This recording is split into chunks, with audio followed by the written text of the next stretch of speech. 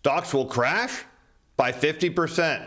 I'm your host, Steve Van Metre, and thanks for joining me today. Dr. Doom says a severe financial crisis is coming, one that will rival the 1970s and the Great Financial Crisis. Let's head over where we picked today's story up. As economist Dr. Doom Roubini says a severe recession, financial crisis is coming, and what we'll face amounts to a stagflationary debt crisis, combining the worst of the 1970s and 2008. There are many reasons why we're going to have a severe recession and a severe debt and financial crisis, Roubini said, one of the experts who predicted the financial meltdown of 2008 and 9. The idea that this is going to be a short and shallow is totally delusional.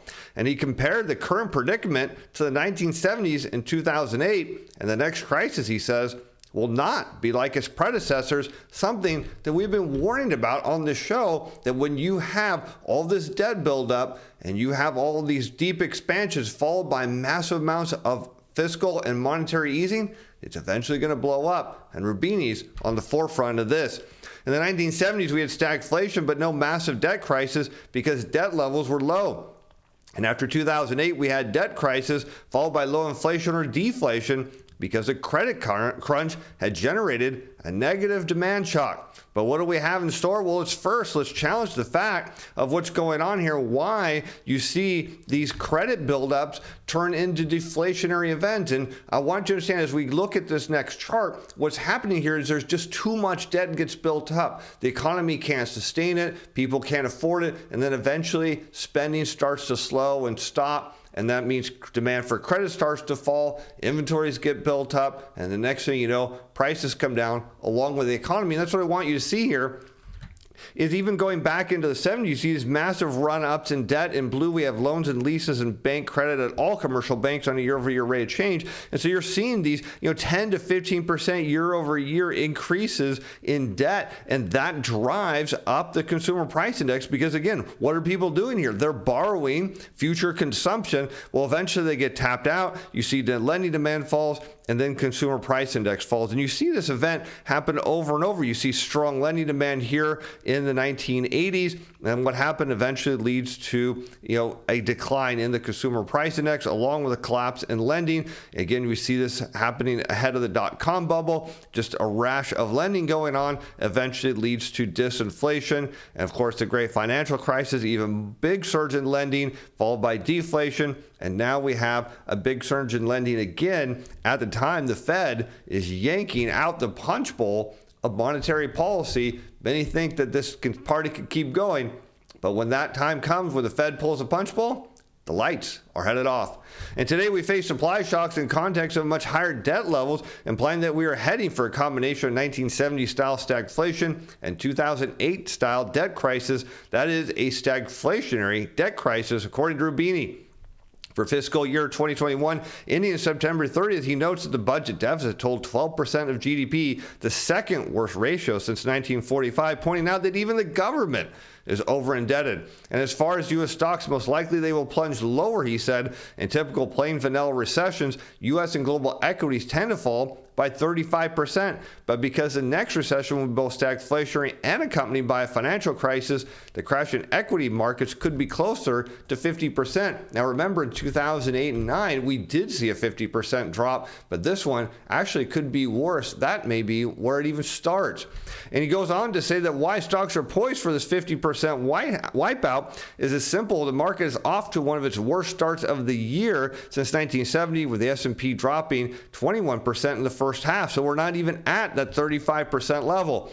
And he goes on to say that when confronting stagflationary shocks, a central bank must tighten its policy stance even as the economy heads toward a recession. And that's exactly what we're seeing now. You see this rise in inflation. You're starting to see a buildup of unemployment claims. And that's what stagflation is. It's when you have high prices and rising unemployment. And then on top of that, as Roubini just pointed out, that we're seeing the Fed tighten because they're fixated on getting rid of inflation. They don't understand, and we'll look at it here in a little bit, that just the natural cycle of rising unemployment from a slowing economy will fix inflation, but the Fed is going to actually cause it to come crashing down. And that's what is happening now, with the Federal Reserve having raised interest rates by 150 basis points since March and promising more to come. It's not just the Fed that's implementing more restrictive policy, because today's higher inflation is a global phenomenon. Most central bankers are tightening at the same time, thereby increasing the probability of a synchronized global recession. And this is something I've been warning about, because we had the pandemic. Everybody came down and kind of reset at the same level, and then through fiscal and monetary stimulus, now at different levels, at different rates, we saw certain parts of the global economy start but to move higher, but we all ended up moving up higher together. Now we have inflation, and what are global central bankers doing? Well, they're pulling out that monetary rug underneath the economy, and the fiscal spigots are being shut off, and all of a sudden we're likely to have a global synchronized downturn. And the central bank tightening is pricking financial bubbles everywhere, he says, including public and private equity, real estate, housing, meme stocks, crypto, SPACs, bonds, and credit instruments. So what's the outlook for U.S. stocks, he said? Well, most likely they will plunge lower. And because the next recession will be both stagflationary and accompanied by a financial crisis, he's thinking the markets could be down by 50%. I say maybe more. And even if the recession is mild, history suggests that equity markets have much more room to fall before it bottoms out. And so the global situation confronts us with many questions. There's no real riddle to solve. Things will get much worse before they get better. And he's right. But now let's challenge this notion that we're going to have a stagflationary recession, because I think we're actually going to see a deflationary recession. But let's look at this. We have the consumer price index on a year-over-year rate of change in blue against the 4-week moving average of initial claims in red. And note that you see claims starting to rise, and there's your stagflation, because you have claims rising and inflation rising, but notably what doesn't last. And this change, I didn't highlight all of them, but it started to change coming out of the 70s. You see in the 80s that started to change, but nobody see rising claims, rising inflation, harking the call of stagflation, and then what happens next? The consumer price index comes down. You see it here again and here again. And this time, we're going to see it happen again at a time where, of course, the Fed is tightening. And that's what makes sense of why Roubini's calling for a 50% crash in the markets. Now, if you're concerned what that means to your portfolio, well, you shouldn't be. There's one strategy that's designed to handle that. That's Portfolio Shield. I'll put a link up there in the corner and description below, because there's other signs Roubini is right. And for that, we turn to the housing market. As home prices are falling, as home buyers get put on their hiney. And the pandemic housing boost saw builders get a little greedy as they're eager to turn a profit. Home builders ramped up production of unsold homes. They're thinking builders can easily find buyers before so-called spec homes, shorts for speculative houses, are finished. And when the housing market was hot, it went as planned, but the ongoing housing correction has flipped the script. Now, home builders are fearing what 6 months ago was unthinkable: oversupply. And that's something in the months to come, particularly into later this year. We're going to keep hearing more and more about too much inventory, not just in the real estate market. You're going to hear about it at the wholesale level, at the retail level. You're going to keep hearing oversupply, and that's not going away anytime soon, because housing is believed to be structurally undersupplied. But when we run the risk of finding more homes on the market than buyers in the near term due to cyclical factors, I think there's full awareness in some markets an increase in inventory may hit at a bad time, a time where demand has notably pulled back. And again, where did all this demand come from? I want you to be thinking, why did everybody think there's so much demand here, even the Fed? Because we had the combination of fiscal and monetary policy. People had money, more money than they normally had. They went out and bought goods, and they did whatever services that were open. They used those. They bought homes, they bought cars, they bought tons of stuff. And now that they have less income just from those going away, well, they can't afford this. But what did everyone do? They thought the demand, and they heard from the government, they heard from policymakers, demand is not going away, it's only getting bigger. Well, they stepped up to the plate. If you build it, they will come. And now people are stepping back.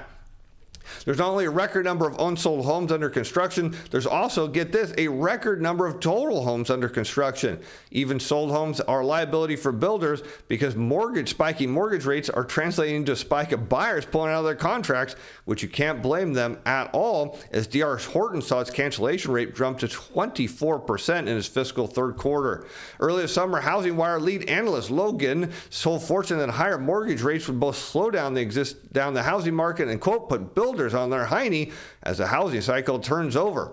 Existing home inventory, which is builders' true competition, will continue to rise, and it will cause new home sales and housing starts to fall. And we're already seeing it. Sales of new single-family homes are down 17.4%, while single-family housing starts are down 15.7%. Simply put, home builders have already been put down. They're in a bad shape and potentially getting worse as we head into the second half of this year, where we know there's deflationary pressures building on the economy. The Fed's further raising rates. We're seeing all kinds of other issues, a deceleration of the money supply. The stock market's not going back to new highs. So we're seeing all these factors that are going to impact the housing market.